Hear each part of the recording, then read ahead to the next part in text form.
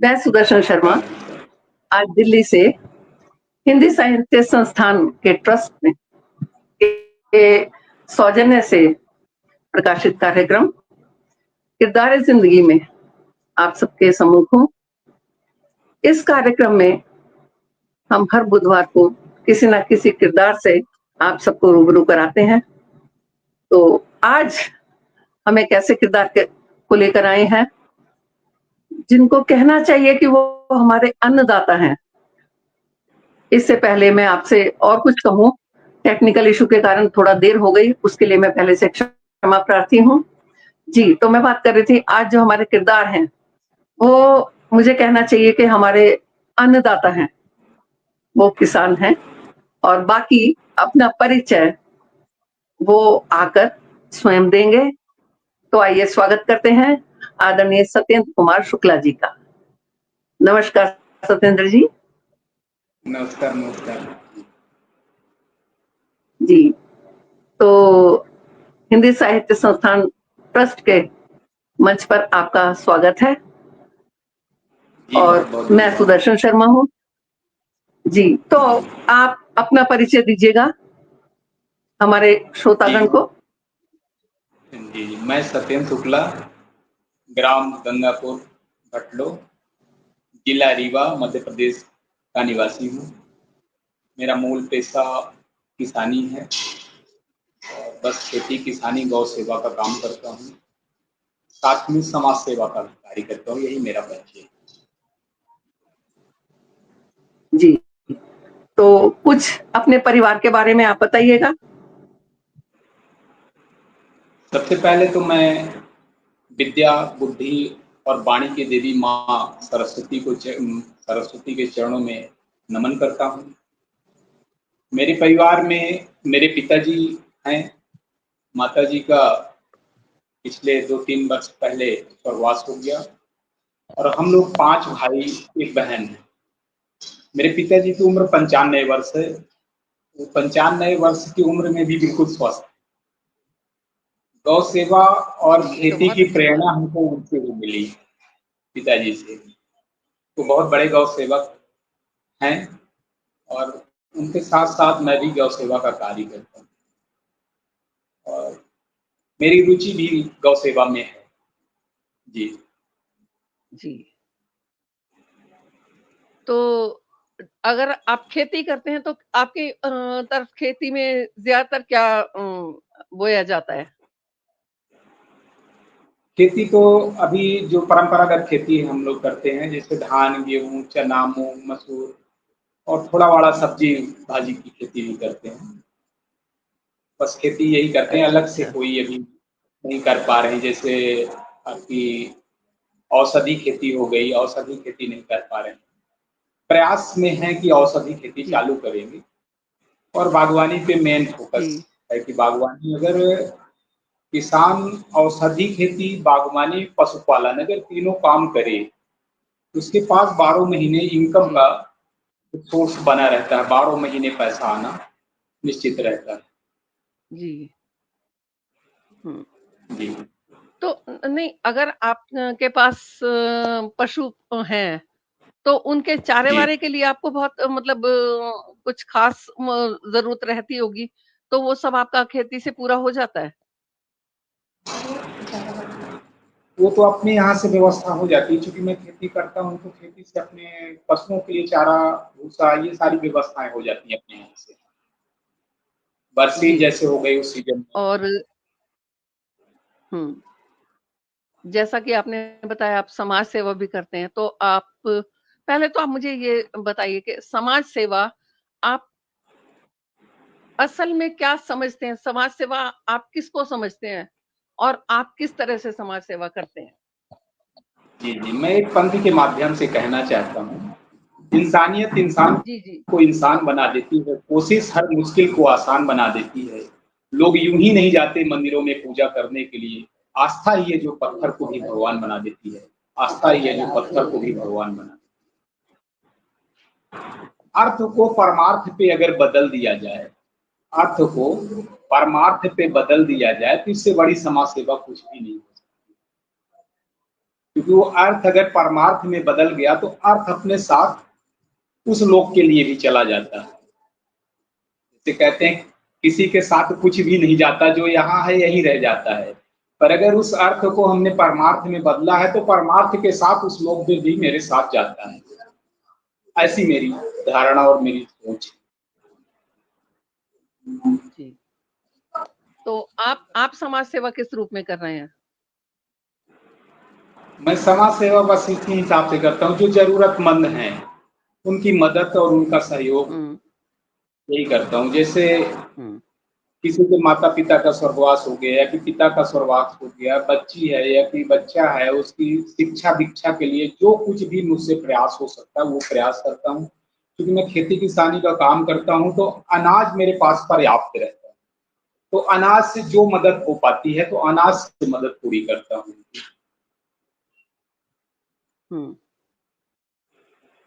तो वो तो जी ठीक है, खैर बूंद बूंद से घट भरता है, थोड़ा थोड़ा करने पर भी समाज सेवा हो सकती है। समाज सेवा तो जी उसको जी भी कह सकते हैं कि पड़ोस में कोई भूखा है तो आप उसको एक वक्त का खाना भी खिला दें तो बहुत बड़ी बात है, ये भी समाज सेवा ही है।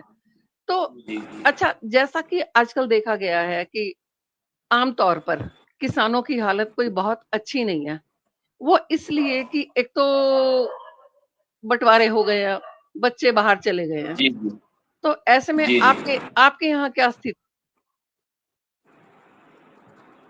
अब मेरी तो स्थिति सही ये है कि जो अपने पास जमीन है तो मैं अपनी जमीन में खेती कर सकता हूँ। तो उसके साथ साथ मैं किराए से जमीन ले लेता हूँ, ठेके पे जमीन। जैसे एक वर्ष का उनका अच्छा, रेट हो जाता है कि 10,000 से लेके 15,000 हाँ, के बीच में रेट रहता है। उस रेट पे करीब 40-50 एकड़ जमीन ले अच्छा, लेता हूँ और उस पे खेती करवाता हूँ। अच्छा। कि जैसे हुँ, जो लोग बाहर चले गए तो खेती किसानी का काम नहीं करते, तो उनसे हुँ, बात करके उनकी जमीनें में खेती करने का काम मैं स्वयं करता हूँ। और जो मशीनरी है, हुँ, मशीनरी का इस्तेमाल करता हूँ। ट्रैक्टर हो गया, हार्वेस्टर हो गया, जो भी आधुनिक मशीनरी है, उसका इस्तेमाल हुँ, खेती हुँ, में हुँ। करता अच्छा, तो मतलब परंपरागत वो नहीं है, आधुनिक आपका खेती का हिसाब-किताब हो हूँ। गया है। हाँ, आधुनिक क्योंकि खेती, पहले आधुनिक खेती। क्योंकि परंपरागत वाला तो हिसाब-किताब अब रहा नहीं, बैल, हल, हाँ, हाँ, अब वो तो तो नहीं आपको वो रहा, अब करना तो पड़ता है। आधुनिक खेती। जी। अच्छा, अच्छा। तो समाज सेवा के बारे में और कुछ बताइए, और अब क्या आप और आगे क्या करना चाहते हैं और कैसे देखते हैं आप समाज को? मेरी जो आगे सोच भविष्य में है, और क्या तो करना मेरी चाहते हैं? सोच ये है जी। कि एक बेहतर गौशाला, अच्छी गौशाला, जिसमें जो लावारिस गायें हैं, जो वृद्ध भी हो गई हैं, लावारिस गायें हैं, उनकी सेवा हो। और उसके साथ-साथ एक हुँ, आश्रम की व्यवस्था, जो मेरी सोच है, तो एक आश्रम की व्यवस्था, जिसमें भटके हुए लोग अगर आएँ तो उनको भोजन, प्रसाद और रहने की व्यवस्था मिल जाए। यही मेरी सोच है हुँ। और इसी पे मेरा चिंतन लगभग चलता रहता है। जिस तो तरह उसके लिए गौवंश आपको का अनादर हुआ। संसाधनों की आवश्यकता पड़ेगी? जी। उसके लिए संसाधनों की आपको आवश्यकता पड़ेगी? जी, जी। संसाधन तो चाहिए उसके लिए। आश्रम के लिए हाँ, हाँ, ज़मीन भी संसाधन। चाहिए और जो लोग आएँगे वहाँ ज़मीन उनके अपने पास है। खाने-पानी का। अच्छा, तो फिर जी, उसका ज़मीन जो आप अपनी है तो बिल्कुल हाईवे रोड से लगी हुई है। जी। और अच्छा, गौशाला के लिए मैंने देखा है आमतौर पर लोग पालते हैं, गाय पालते हैं, लेकिन जी, जब जी। बूढ़ी हो जाती है या बाद में किसी लायक नहीं रहती है, तो उसको छोड़ जाते हैं।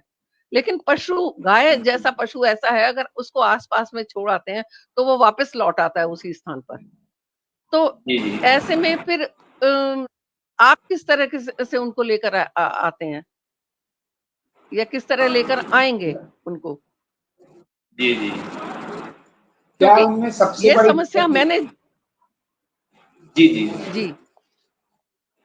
गौवंश की जिस तरह से चाहते तो हर व्यक्ति हैं गाँव में, अगर बात किया जाए किसानों से, तो मदद करने के लिए हर व्यक्ति हुँ। तैयार रहता है, बस समय देने के लिए तैयार नहीं रहता। जैसे चारा भूसे की व्यवस्था के लिए सारे किसान तैयार हो जाते हैं कि चारे भूसे की व्यवस्था हम कर देंगे। जी, पर चूँकि हम जी। सेवा नहीं कर सकते, टाइम से उनको चारा नहीं दे सकते, पानी नहीं दे सकते, भूसा नहीं दे पा रहे हैं, ये समस्याएँ रहती किसान के साथ। चूंकि मैं समय कोई नहीं दे, समय देने के लिए कोई तैयार नहीं है, सबसे बड़ी समस्या यही है। और किसानों में जो मैं देखता हूँ, मैं अनुभव करता हूँ, तो किसानों में जो जैसे किसानी को ये कहा जाता है कि किसान की बेहतर स्थिति नहीं है। तो जो लोग ये कहते हैं कि बेहतर स्थिति नहीं है, मैं उनको देखता ये हूँ कि वो नशे में लिप्त रहते हैं। कम से कम 5 से 6 घंटे उनके नशे में जाते हैं। और फिर नशा, रात में नशा कर लिए, सुबह उनकी नींद खुलती है 8 बजे 10 बजे। अब अगर वो गाय रखे हैं तो गाय को तो टाइम से भूसा चाहिए, टाइम से दोहना चाहिए, ये सारी चीजें मैंने समय से होनी चाहिए उसके साथ। अगर समय नहीं दे पा रहे हैं तो फिर वो किसानी, मैंने किसान अपने आप को नहीं कह सकते। अगर वो नशा से जुड़े हुए हैं तो फिर वो किसान नहीं। मेरी यही सोच नहीं, है। अब अगर वो जैसे आ, आप हैं संपन्न किसान है, मैं ये मान के चलती हूँ आप संपन्न किसान है।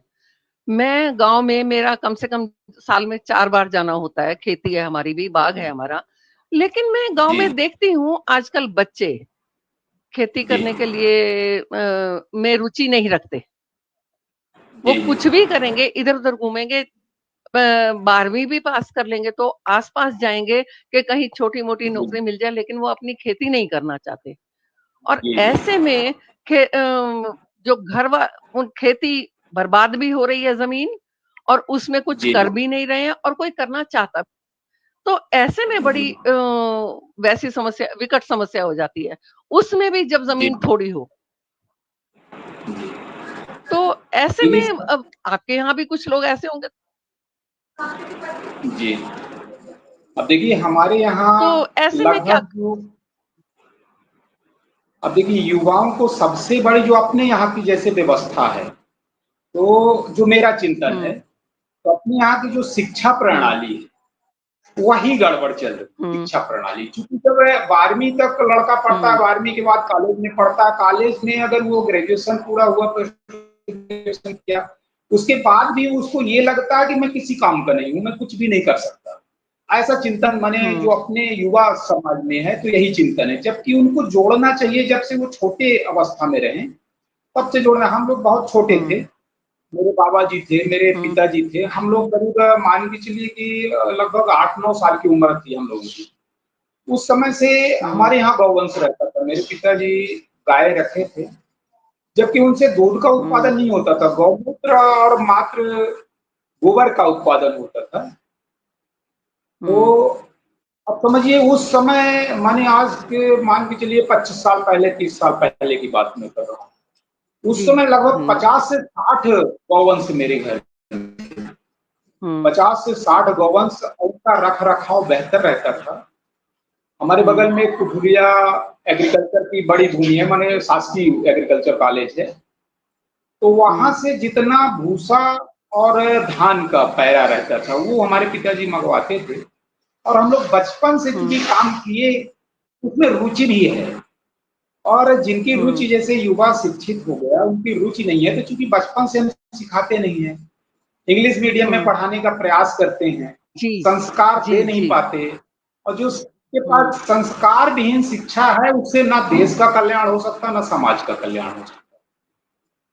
और लॉर्ड में काले जी की शिक्षा प्रणाली से संभव नहीं है समाज सेवा कर पाना, या कि कृषि क्षेत्र को, हम्म या कि गौवंश को सुरक्षित रख पाना। मैकाले हम्म जी की शिक्षा प्रणाली से संभव जी नहीं।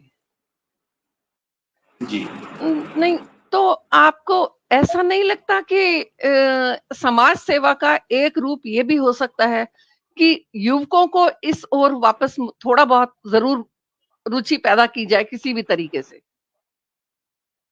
जी जी। मेरे एक मित्र थे, मैं एक उदाहरण के माध्यम से बताना चाहता हूँ। मेरे एक मित्र थे पुष्पेंद्र सिंह जी, उनके पास पर्याप्त जी जमीन है, चूंकि क्षत्रिय समाज से आते हैं, और वो एक तरह से वो पवाईधार थे, चीफ जस्टिस गुरप्रसाद सिंह जी के परिवार से हैं वो। जी वो एमबीए की यूनिवर्सिटी थे। एमबीए करने के बाद श्रीजी इंफ्रास्ट्रक्चर कंपनी में वो नौकरी करने लगे, एचआर के पोस्ट हम्म पे। और वहां सैलरी उनको लगभग 18,000 रुपए सैलरी मिलती। क्योंकि हम्म वो ठाकुर परिवार से थे। ठाकुरों को स्वभाव भी हम्म होता है कि बहुत किसी की बातें बर्दाश्त नहीं हो पाती उन लोगों को, क्योंकि उनके जी ब्लड में है। तो वो एक बार मुझसे अपनी समस्याएं साझा की कि यार दिक्कतें ये आ रही हैं कि मैं नौकरी लगता है कर ना पाऊंगा, क्योंकि दबाव इतना देते हैं जिनकी कुछ भी हैसियत नहीं, वो दबाव जबरदस्ती का देते हैं, और हम लोग बताओ वहाँ मैंने मर रहा हूँ मैं वहाँ, और बहुत सारे दबाव बर्दाश्त करना पड़ रहा। वो मुझसे ये चर्चा किए क्योंकि मैं खेती कर रहा था। हमने उनको मैं उनको सलाह दिया कि आप ऐसा करिए कि आप खेती करिए। अपने माताजी, उनके पिताजी का स्वर्गवास हो चुका था, माताजी उनकी थी, माताजी उनकी बहुत अच्छी, समझिए उनके अंदर लीडरशिप बहुत जबरदस्त। हमने उनको बोला कि आप माताजी से बात करिए कि लगभग 15 एकड़ जमीन की बात करिए कि 15 एकड़ आप मुझे जमीन दे दीजिए जिसमें मैं स्वयं खेती करवाऊंगा। मैं युवा की बात कर रहा हूँ, उस समय युवा थे, एमबीए किए थे यूनिवर्सिटी से, एलएलबी भी थे वो, और वो बोले हमसे कि खेती तो संभव नहीं, खेती मैं ना कर पाऊंगा। तो हम बोले नहीं, ऐसा नहीं है, खेती आप कर सकते। फिर हमारे कहने पे एक नया ट्रैक्टर हम उनको दिलवाए, और ट्रैक्टर लेने के बाद वो खेती मेरे कहने पे किए, तो लगभग 5 एकड़ में वो धान लगवाए, और लगभग 4-5 एकड़ में सोयाबीन लगवाए, और लगभग 3 से 3, 3.5, 4 एकड़ में प्याज लगवाए। और एक ही साल में लगभग 5 लाख का ट्रैक्टर था उनका, और एक ही माने एक सीजन में उनके ट्रैक्टर का कर्ज पूरा पट गया। और अब ये स्थिति है कि जब मैं कभी उनसे बात करता हूँ कि नौकरी आप कर लीजिए, तो वो ये कहते हैं खेती ज्यादा बेहतर है। और उनके चाचा जी के लड़के जो थे वो भी नौकरी कर रहे थे, वो नौकरी छोड़ के आ गए, इस समय वर्तमान में वो खेती करवाते हैं, बहुत अच्छी खेती करवाते हैं। लगभग मान के चलिए कि दोनों रबी और खरीफ दोनों सीजन मिला के लगभग 10 से 15 या कि 20 लाख के आसपास का उनका रबी और खरीफ दोनों मिला के गल्ला जाता है, और लगभग 4 से 5 लाख के आसपास की प्याज जाती है। ये है, मैंने अगर युवाओं को जोड़ दिया जाए, उनको करके दिखा दिया जाए, अगर कोई करके दिखाता है, क्योंकि लोग उपदेश पे भरोसा नहीं करते, उदाहरण पे ज्यादा भरोसा करते, कोई करके दिखा दे। उपदेश देने में तो उपदेश सुन लिए कि बस उपदेश देने की बात है, अगर कोई करके दिखाता है तब लोग भरोसा करते हैं कि चलिए ठीक है। हाँ। जैसे मैं मान के चलिए कि मेरा समय रहता है, मैं 5 बजे सुबह उठ जाता हूँ, हर हाल में उठ जाता हूँ, चाहे मैं 3 बजे सोऊं रात में, उसके बाद भी 5 बजे उठ जाता हूँ। 5 बजे उठ के गायों को बाहर निकालता हूँ, फिर उनकी सेवा, छोटे जो बच्चे रहते हैं उनकी उनकी सेवा, उसके बाद जो उनके खाने पीने की व्यवस्था वो करता हूँ। जो गायें लगती हैं उनको दुहने का काम मैं सब स्वयं अपने हाथ से करता हूँ। इस समय 10-11 गौवंश मेरे पास हैं, तो उनकी सेवा करता हूँ। 9 बजे मैं घर से तैयार होके निकल जाता हूँ शहर के लिए, और वहाँ लगभग चाहे जितना बड़ा जितना जरूरी काम हो, 4 बजे मैं वहाँ से वापस आ जाता हूँ। सब लोग ये जानते हैं कि सत्येंद्र शुक्ला जी 4 बजे चले जाएंगे हर हाल में, क्योंकि गौ सेवा का समय उनका हो गया, तो मैं 4 बजे हर हाल में आ जाता हूँ। उसके बाद 4 से 6-7 मैंने 3 घंटे लगभग व्यस्ततम समय रहता है। इस बीच में मैं मोबाइल पे भी लोगों से कम बात कर पाता हूँ, जो मुझसे परिचित हैं उनको सबको पता रहता है कि वो गौ सेवा में लगे हुए। और उसके बाद फिर मैं खाली हो जाता हूँ, तो 10-11 बजे रात तक जिनको किसी को जरूरत पड़ी, जैसे कोई किसी का स्वास्थ्य खराब है तो डॉक्टर को दिखवाना हुआ वहाँ, कुछ अपने यहाँ जैसे ऐतिहासिक भूमि, मैं सब्जेक्ट से थोड़ा सा हट रहा हूँ, जैसे ऐतिहासिक अपने रीवा रियासत में 2 बड़े युद्ध हुए। एक आपका बुंदेला युद्ध हुआ था, ये हुआ था 1703 में, और एक नैकाहाई युद्ध हुआ था जिसमें बाजीराव पेशवा के पोते यशवंतराव पेशवा यहाँ रीवा में चढ़ाई की थी, तो 1796 में युद्ध हुआ। और वो दोनों वीर भूमियां शासकीय भूमि थी, और पूरी तरह से लोगों का कब्जा हो गया। जो नैकाहाई की भूमि थी, यहाँ बाजीराव पेशवा के पोता यशवंतराव पेशवा यहाँ चढ़ाई की थी, वो लगभग 125 एकड़ के आसपास की जमीन, मुझे वो शासकीय जमीन पूरी तरह से बंदरवाट हो गई। और इस तरह के काम में, इतिहास को सजोने में हमारी भूमिका रहती है। हमेशा जो लोग समाज के हैं उनके साथ हमेशा मैं कदम से कदम मिला के चलता हूँ। यही सारे काम हमारे मैंने समाज सेवा के हिसाब से जुड़े रहते, क्योंकि जो जातियां अपना इतिहास नहीं जानती, जो पीढ़ियां अपना इतिहास नहीं जानती, वो अपना भविष्य नहीं बना सकती। जो इतिहास जानता है वही अपना भविष्य बना सकता है। क्योंकि हमको इतिहास बताना पड़ेगा युवाओं को, तब उनको कहीं हम घुमा के फिर से खेती से, अब खेती को आमदनी का अगर धंधा बना सकते हैं, तो युवाओं को लाना बहुत जरूरी है और युवाओं की रुचि जागृत करना। और जब उनको कुछ इनकम आएगी, जैसे बागवानी हो गया, पशुपालन हो गया और खेती हो गई, कृषि हो गई, तीनों काम अगर युवा करेंगे तो हमें तो नहीं लगता कि नौकरी करने की जरूरत है। जी। इससे पहले कि हम आगे बढ़े, पटल के उस पार बहुत जी सारे लोग जुड़े हुए हैं, तो मैं जरा जी उनसे आदरणीय पुष्पलता तनेजा जी हमेशा की तरह सबसे पहले जुड़ी, नमस्कार। और आदरणीय जी भाई साहब सुरेंद्र शर्मा सागर जी इस पटल के सलाहकार हैं, तो आपका स्वागत है। ममता दिनेश ग्रोवर जी नमस्कार, आपका सादर स्वागत है। आदरणीय रितांबरा जी आपका स्वागत है। आप कह रही थी कि पथभ्रष्ट आज का युवा जरा से में हो जाता है, बात भी सही है, पथभ्रष्ट हो जाते हैं बच्चे, लेकिन उनको सही गाइडेंस नहीं मिले तो ऐसा होना आसान हो जाता है जरा। अच्छा, तो हम विषय पर वापस लौटते हैं। ये तो हुई उस खेती की बात, लेकिन जब आप ठेके पर लेते हैं जमीन, वो तो मतलब जैसा कि मैंने सुना है कि या तो एक रकम सेट कर ली जाती है कि इतनी रकम दी जाएगी जिससे आप लेते हैं, जिसकी जमीन आप ठेके पे लेते हैं, है ना? या फिर 1/4 चौथा हिस्सा कमाई का, उनकी आमदनी का। यहाँ आपकी तरफ किस तरीके से चलता है ये ठेके का कारोबार, जमीन के ठेके का कारोबार? जमीन का ठेके का कारोबार एक साल के लिए लगभग 10 से 15,000 रुपए के हिसाब में 1 एकड़ जमीन रहती है। जमींदार को 15,000 एकड़ रुपए चाहिए जमीन। एक एकड़ जमीन की। और उसमें हम क्या उत्पादन करते हैं अच्छा। वो मेरी जवाबदारी है। चाहे हम फसल के उत्पादन माने परंपरागत खेती, धान गेहूं इसका उत्पादन करें या जी सब्जी जी। भाजी लगाएं या औषधि फसल लगाएं, एक साल में उनको 15,000 रुपए चाहिए। और 15,000 ये अपने यहाँ का भी जो रेट है, कुछ रेट अब बढ़ रहा है, जैसे लोग बागवानी का काम कर रहे हैं वो लोग थोड़ा सा रेट बढ़ाए हैं तो अच्छा 18-20 तक पहुंच रही है। अच्छा, 18-20 जी एकड़ के अठारह का, बीस 1 एकड़ हजार रुपए एकड़ इस का। साल के लिए। जी जी अच्छा, मान लीजिए कोई शहर से जाकर खेती करना चाहता है, जी तो जी उसके लिए बड़ा मुश्किल है वहां पर गांव में जाकर खेती करना, क्योंकि वो खेती के बारे में जानता तो कुछ है नहीं, हाँ कोशिश भी कर रहा है लेकिन सफल नहीं हो पाता। नहीं तो ऐसे में जी जी उसको गांव के लोग भी गाइड करते नहीं है ठीक से। ऐसे में क्या किया जाए?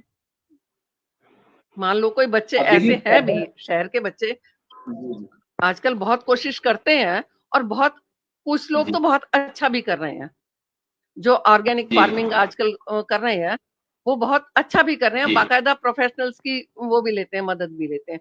लेकिन जो प्रोफेशनल की मदद नहीं लेता और अपनी जमीन है और करना चाहता है, ऐसे में क्या किया जा सकता है? देखिए अनुभव तो बहुत जरूरी है, अनुभव हर जगह काम आता है। जैसे अगर जी। कोई नए तरीके से खेती करता है, नया व्यक्ति शहर से जिसको जानकारी नहीं है, तो जैसे अगर हाँ धान और गेहूं का उत्पादन अगर वो लेना चाहता है तो उसमें थोड़ा सा हाँ। समस्याएं आती है। जैसे गेहूं में अगर प्रथम मैंने पहली बार अगर जब पानी देते हैं तो उसमें पानी की मात्रा पे हम्म। विशेष ध्यान रखना पड़ता है पहली बार। और यही लोग फेल होते अच्छा। हैं कि अगर गेहूं में ज्यादा पानी दे दिए, जैसे सब्जी भाजी का अगर वो ये काम, तो उसमें मार्केट की दिक्कत आती है। अगर वो समय में अगर जैसे सीजनल जो फसल लेंगे तो उसका रेट ऑटोमेटिक घट जाता है। हाँ सीजन के पहले अगर सब्जी भाजी का हाँ उत्पादन हो जाए तब तो संभव है। तो चूंकि पाली हाउस हाँ जी। जैसे आज की व्यवस्था है पाली हाउस के हिसाब से, तो वो तो उस हम्म। हिसाब से फिर उसमें पूंजी भी बहुत लगती है। और वो समय के पहले अगर उत्पादन होता किसी भी सब्जी का हुआ तो उसमें तो फायदा उनको हम्म। मिल पाता है। पर परंपरागत खेती में नुकसान यही होता है कि उनको पानी का आइडिया नहीं रहता कि कितने दिन में पानी देना है, कितने दिन में फसल में कीटनाशक डालना है, कितने दिन में निदानाशक डालना है। इसमें थोड़ी सी समस्याएं उनको आती है अनुभव की कमी की वजह से। तो इसमें तो सबसे अनुभव बड़ा भी, काम और ये है। दूसरा जी, जी अब इसमें सबसे बड़ा काम ये है कि जी, बोलिए। खेती अगर कोई करना चाह रहा है तो उसको तीनों काम करने पड़ेंगे। अगर गाँव से जुड़ना चाह रहा है तो हाँ, उसको पशुपालन, बागवानी और खेती तीनों काम चालू करना पड़ेगा।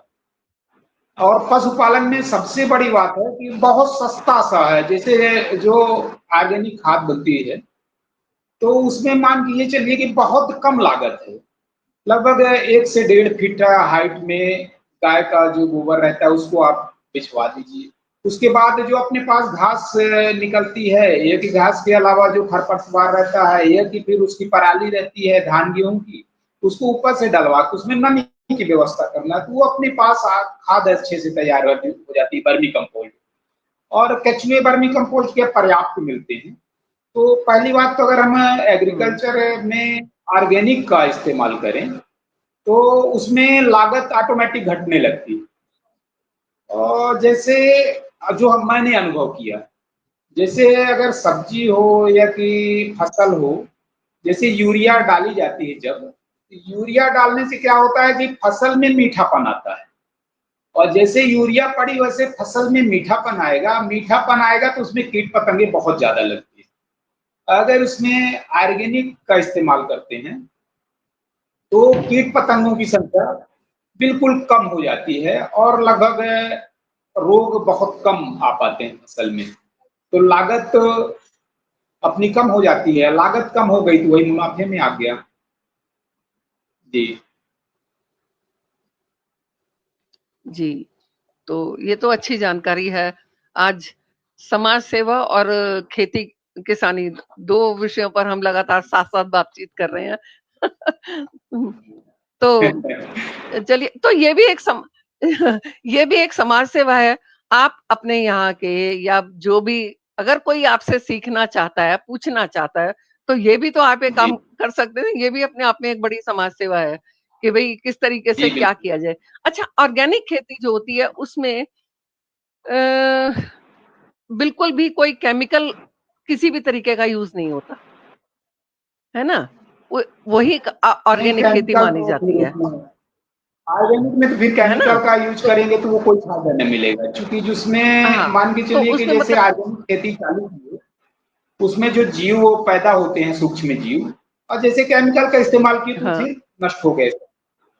तो ऑर्गेनिक में हुँ, थोड़ा समय तो लगता है, लेकिन अगर एक बार भूमि का सुधार हुँ, हो गया, तो फिर कुछ करने की ज़रूरत नहीं हुँ। रहती, फिर ऑर्गेनिक से आराम से खेती हो जा सकती है। और जैसे नहीं, तो राजीव दीक्षित जी का कीटनाशक तो एक फिर भी था। डालना पड़ता है। जी, कीटनाशक तो फिर भी डालने पड़ते होंगे। नहीं, कीटनाशक अगर अपन ऑर्गेनिक तरीके से बनाएँ, तो उसमें ऑर्गेनिक हुँ, कीटनाशक बन जाता है। जैसे गाय का मट्ठा हो गया, सीताफल की पत्ती हो गई, जी, तम्बाकू की पत्ती हो गई, नीम की पत्ती हो गई, नीम की बीज हो गए, और आपके हुँ। उसके बीज हो गए, क्या बोलते हैं, ये माने अगर किसी बीज मतलब जो कुछ अपन भी तम्बाकू, जैसे तम्बाकू अगर उसमें मिला के, ये 5-6 चीजें अगर मिला के, जी, जी। और उसमें लगभग 1 एकड़ खेत हुँ, में 1 पाव मिला के स्प्रे करना पड़ता है। उसमें मान के चलिए 50 ग्राम, एक जो 15 लीटर का पंप रहता है, स्प्रे करने वाला पंप, स्प्रे रहता है, हाँ, उसमें 15 लीटर में जी, 50 ग्राम मिला के अगर स्प्रे किया जाए तो कीट पतंगे भाग जाते हैं। और जो लाभदायक अच्छा, कीट, वो मरते नहीं, वो नहीं भागते। हाँ, फसल में बहुत सारे कीट ऐसे हैं जो लाभदायक रहते हैं। और जब हम अच्छा, केमिकल डालते हैं तो वो जो फसल के लिए लाभदायक कीट है, वो भी मर जाते हैं। जैसे मधुमक्खी हुई, जब हम कीटनाशक का इस्तेमाल हुँ, करते हैं तो मधुमक्खी भी मर जाती है। जबकि मधुमक्खी किसान की बहुत बड़ी मित्र है। पर परागण का कार्य मधुमक्खी के हुँ, माध्यम से बहुत ज्यादा, उत्पादन में भी बहुत फर्क पड़ता है। अगर मधुमक्खी है एरिए में तो बहुत फर्क पड़ता है उत्पादन में। हुँ, और जब कीटनाशक का इस्तेमाल करते हैं, केमिकल का इस्तेमाल करते हैं, तो वो सारे जीव मर जाते हैं। ये बड़ा नुकसान हो जाता है हुँ, उसमें। तो ऑर्गेनिक जी, और ये दोनों एक साथ संभव नहीं है, हुँ, क्योंकि जहाँ ऑर्गेनिक का इस्तेमाल होता है वहाँ ऑर्गेनिक रहता है, और जहाँ हम लोग रासायनिक का इस्तेमाल करते हैं वहाँ रासायनिक रहता है, लगभग लगभग। जी। तो अब जैसे आप खेती करते हैं, तो आपके जो बच्चे हैं, संतान है आपकी, वो पढ़ाई जी, के जी। साथ-साथ इस खेती में भाग लेते हैं? हाँ, बिल्कुल, बिल्कुल। मेरी बेटी है, वो ठाकुर जी, रणवत सिंह महाविद्यालय में सेकंड ईयर क्लास में पढ़ती, बीए सेकंड ईयर में है। जब कभी मैं लेट हो जाता अच्छा, हूँ, वो गायों को भूसा दे जी, देती है और गायों को दूध भी लेती है। जी।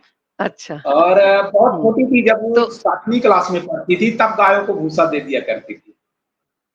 और बेटा भी अच्छा, है, अच्छा, बेटा तो कोडिंग में चला गया, इस समय यहाँ नहीं पढ़ पा रहा था। थोड़ा-सा वो क्या है कि हमको देखता है हार्वेस्टर में काम करते, ट्रैक्टर में काम करते, तो चूँकि बच्चे जो देखते हैं वही करते हैं, कहने से नहीं करते। वो जो देखते हैं कि हाँ, पिता बिल्कुल, क्या कर रहा है, उसमें उनका ज़्यादा ध्यान रहता है। मैं जो अनुभव हाँ, किया, तो बिल्कुल, चूँकि एक बेटा है, बेटी जी, है, बेटी बड़ी है, बेटा छोटा है।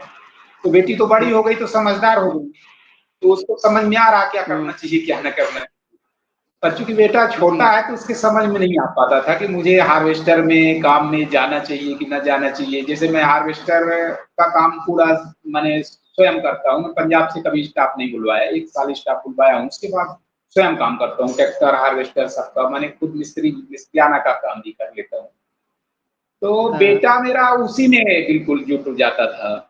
जब आता है तो वो अभी भी उसी में लग अच्छा, जाता था। तो मैं कोडिंग में उसको डलवा दिया हूँ, जी, वहाँ अमरकंटक में कल्याण का निकेतन विद्यालय है, हायर सेकेंडरी विद्यालय सीबीएसई है। हुँ, तो वहाँ डलवा दिया हूँ, माँ नर्मदा की गोद में है वो। अब नर्मदा माई की कृपा हो कि शिक्षा-दीक्षा बेहतर हो जाए। तो और बेटी है तो अब बेटी इस सारे सब में हाथ परिप्रेक्ष्य में बटाती जी। जी, अब इस सारे परिप्रेक्ष्य में आप किसानी 60,000 रुपए एक के बाद के लिए कैसे? जी, गुड, जी। आवाज़ कम आ ये पा रही है। खेती के जी, खेती के साथ-साथ अब आई हाँ। आवाज़ आपको? हाँ, हाँ, आ जी, रही है। तो मैं पूछ रही जी, खेती के साथ-साथ जी। समाज सेवा, जी, आप जी। इन दोनों को जोड़कर कैसे जी। देखते हैं? और मैं ये जानना चाहती कि आप इस तरह समाज सेवा को समाज में कैसे देखते हैं? मतलब समाज कैसा जी। चाहते हैं कि आप ऐसा होना चाहिए? अपने-अपने हिसाब से जी, सब जी। करते हैं समाज सेवा, अपने-अपने हिसाब से सब सोचते भी हैं। आपका क्या विचार है उस बारे में? देखिए, समाज में सबसे ज़रूरी है कि एक चिंतन जागृत हो। चिंतन ऐसा जागृत हो कि जैसे मान के चलिए, जैसे मैं युवाओं के साथ जब कभी बात करता हूँ, इकट्ठा मैं युवाओं को सुबह जैसे 10, 15, 20 लड़के जो युवा हैं, बिल्कुल युवा हैं, तरुण हैं, तो उनके साथ अगर मैं रहता हूँ, चूँकि विपरीत लिंग के प्रति आकर्षण प्रकृति का नियम है। आज जितने अपराध बढ़ जी, रहे हैं अपने देश में, ये माने बहुत बड़ी समस्या है और दुर्भाग्य का विषय है। भगवान राम, भगवान कृष्ण, महात्मा बुद्ध, स्वामी विवेकानंद जी के देश में जिस तरह से आए दिन अपराध होते हैं, शर्म की बात है। तो उसमें मैं युवाओं को हमेशा कहा करता हूँ, चूँकि विपरीत लिंग के प्रति आकर्षण ये प्रकृति का नियम है, इसको बदला नहीं जा सकता। पर ये ज़रूर कहा जा सकता है, युवाओं को हमेशा प्रेरणा देता हूँ कि अगर गलती से आपको किसी लड़की के चेहरे पे नज़र पड़ी, तो तत्काल आप उसके पैरों पे नज़र डालिए, क्योंकि स्त्री के चेहरे पे अगर ये कहा जाए कि स्त्री के चेहरे पे विष है, तो उसके चरणों पे अमृत वास करता है। अगर गलती से विष का पान हो गया तो तत्काल अमृत की खोज पे निकलना चाहिए। अगर चरणों पे मेरी नज़र गई, तो मुझे अमृत की उपलब्धि मिल जाती है। मैं यही युवाओं को हमेशा सिखाता हूँ और हमेशा यही कहता हूँ। और ये मान के चलिए कि कोई ना कोई एक ईश्वरीय शक्ति है। हमेशा युवा हमेशा अपराध जो करता है युवा, तो वह अपराध जब करता है जब उसे ये लगता है कि मुझे कोई नहीं देख रहा। पर एक ईश्वरीय सत्ता है, ईश्वरीय शक्ति है जो हर जगह उसको देख रही है। अगर भाव ये आ जाए कि मैं जो कर रहा हूँ ईश्वर मुझे देख रहा है, तो मुझे नहीं लगता कि कोई भी व्यक्ति गलत काम कर सकता। अगर उसके मन में जी, एक बात जागृत हो जाए कि ईश्वर मुझे देख रहा है। मैं एक अपनी कहानी जी, मैंने बताना चाहूँगा। मैं अभी पिछले साल यूरिया खाद लेने गया सोसाइटी में, करैया मंडी, बड़ी जो मंडी है, वहाँ सोसाइटी है, तो वहाँ डबल लाख में खाद रहती है, वेयर हाउस है। तो वहां खाद लेने गया और गलती से 40 बोरी यूरिया के लिए हमने पेमेंट जमा किया, और पता नहीं उनका ध्यान कहाँ था, जो मैडम पर्ची काट रही थी वो गलती से 10 बोरी डीएपी मेरे नाम पे लिख दी, 10 बोरी डीएपी और 30 बोरी यूरिया, और पर्ची मुझे दे दी। अच्छा, मैं नहीं देखा कि इसमें, मुझे तो 40 बोरी की मात्रा में देखा, नीचे ये नहीं देखा कि डीएपी भी लिखी हुई। जब जहां वो गिनती करवा के जो लोग गाड़ी में लोड करवाते हैं उनको मैं पर्ची दिया, ये बोला भैया मेरी 40 बोरी खाद है, आप गाड़ी में लोड करवा दीजिए, मुझे जरूरी काम से थोड़ा निकलना। और जब गाड़ी बता दिया, गाड़ी नंबर दे दिया, गाड़ी वाले को बता दिया, उसके बाद जब मैं निकलने लगा तो एक बार पुनः मैं रिपीट किया कि देखिए एक बार मेरे सामने आप गाड़ी वाले को बता दीजिए कि 40 बोरी खाद है। तब वो सामने जिनको मैं पर्ची दिया था वो उनको बताते हैं कि भैया ये देखिए 40 बोरी है भैया की खाद, 10 बोरी डीएपी है, 30 बोरी यूरिया है। तब मुझे ताजुब लगा कि मैं तो यूरिया का पैसा दिया हूँ 266 रुपए, और ये 1350 रुपए की खाद कैसे मेरे में चढ़ गई। तो मैं बोला कि कैसे, डीएपी तो हमने ली नहीं। तो बोला भैया पर्ची में लिखा हुआ है। हम कहे दिखाइए पर्ची। पर्ची हमें वो दिखवाए और वो पर्ची हम लेके गए और मैडम को पर्ची वापस किए। हम मैडम गलती से आपने डीएपी डाल दिए 10 बोरी और मैं यूरिया लिया हूँ और यूरिया का पैसा दिया हूँ, ये कैसे आप 12-13 हजार रुपए का खर्च कहाँ से आप मेंटेन कर पाएंगे अगर इस तरह से गलती करेंगे। वो इतना धन्यवाद दी मुझे कि भैया कम से कम आज भी आप ऐसा सोच रहे हैं। तो हमने कहा कि चलिए आप नहीं देख पा रहे थे पर ईश्वर को देख रहा है ना, मैं अगर ये गलती करके चला जाता तो ये रियल तो ईश्वर को बनाना है, तो वो गलती मैं उनसे तो छिपा सकता था पर ईश्वर से नहीं छिपा सकता। और मेरे साथ एक लड़का था, मेरे गांव का है, प्रतुल चतुर्वेदी, मेरे साथ हमेशा सहयोग में रहता है। तो मेरी ये घटना देख के उसके मन में ईमानदारी का बीज अंकुरित हो गया और एक मोबाइल उसको पड़ा मिला। वो मोबाइल फिर वो गांव में लोगों को दिखाया। जैसे मैं अभी उदाहरण की बात कर रहा था, ये उदाहरण बहुत जरूरी है। तो वो गांव में कई लोगों से बात किया और बात करने के बाद कई लोग बोले कि इतना पैसा मुझे दे दीजिए, इतने पैसे में आप मुझे ये दे दीजिए, ये दे दीजिए। फिर वो लास्ट में मेरे पास वो लेके आए, बोले चाचा ये मोबाइल मिला है, इसके लिए आप क्या कहना चाहेंगे। तो हम कहे मोबाइल रखिए, स्विच ऑफ कर दिए तो इसको चालू करिए, जिनका होगा उनका फोन आएगा। और फिर जिनका मोबाइल गिरा था उनका फोन आया, बोले भैया मेरे रास्ते में मोबाइल गिर गया था। तो हम बताया कि ठीक है मुझे मिला है, मैं गंगापुर में हूँ। उसी समय अयोध्या मंदिर का उद्घाटन चल रहा था, तो मंदिर में मोदी जी के कहने पे हम लोगों ने भी भंडारा रखा था, अयोध्या जी भगवान राम की उसमें। तो हनुमान मंदिर में प्रोग्राम चल रहा था भंडारे का। मैं बताया कि मैं यहाँ पे हूँ, भंडारे पे हूँ, आप आ जाइए, प्रसाद भी पाइए और अपना मोबाइल ले जाइए, मोबाइल आपका सुरक्षित है, सेफ है, मिल गया है। तो समझिए उनके घर वाले भी उनको बोले कि क्या जरूरत थी वापस करने की। तो वो मुझसे बता रहा था कि मैं अपनी माँ को बोला कि आप सत्येन चाचा जैसी सोच क्यों नहीं रखती हैं, ऐसी ओछी सोच क्यों रखती हैं, बताइए। उनका एक शब्द में वो बोले कि मोबाइल चालू करिए, वापस करिए। तो इस तरह से अगर उदाहरण हम प्रस्तुत करें, ईमानदारी का उदाहरण प्रस्तुत करें और ये बताएं कि ईश्वरीय सत्ता हम लोगों को देख रही है, तो निश्चित तौर पे युवा जो भटकाव है युवा का, वो भटकाव समाप्त हो जाएगा, मुझे ऐसा लगता है। और इससे बड़ी समाज सेवा कुछ भी नहीं हो सकती।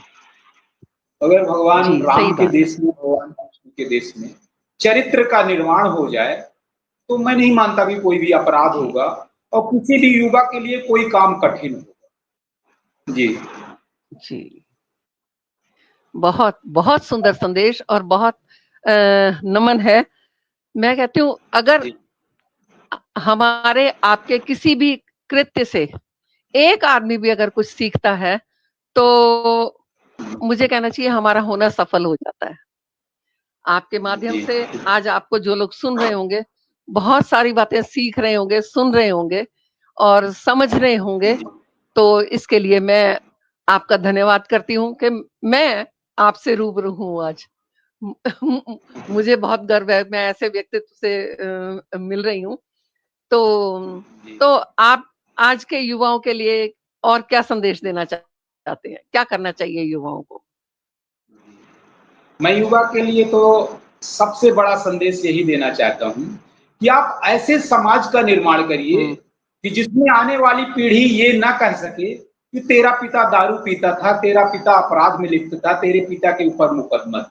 अगर हम संपत्ति ना भी दे सकें, जी, अगर उनको नाम दे सके कि तुम ऐसे पिता की औलाद हो जिन्होंने समाज के लिए अपना सब कुछ न्यौछावर कर दिया, अगर आज हम गर्व से स्वामी विवेकानंद जी का नाम लेते हैं, रामकृष्ण परमहंस जी का नाम लेते हैं, चंद्रशेखर आजाद का नाम लेते हैं, भगत सिंह का नाम लेते हैं, निश्चित तौर पे इन लोगों ने संपत्ति अर्जित नहीं की, पर जो ये दे के गए हैं, इसको विश्व में हर व्यक्ति को प्रेरणा मिलेगी इससे।